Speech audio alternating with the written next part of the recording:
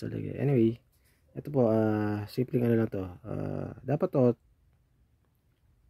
long silog dapat tawag ito. Kaso wala siyang, may longganisa to. Kaso wala siyang sinangag. Kasi normal na rice lang to. Wala ring itlog. Tapos meron siyang, ang tawag dito, eggplant, talong. Tapos lagyan natin ng hot sauce.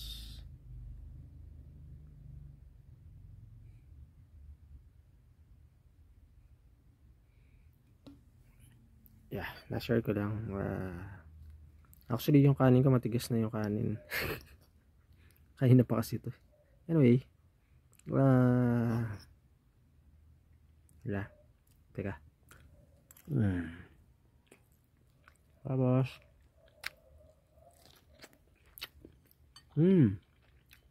masarap kasi may cheese siya. So, malaking bagay yung cheese actually. Sorry, nalaglag.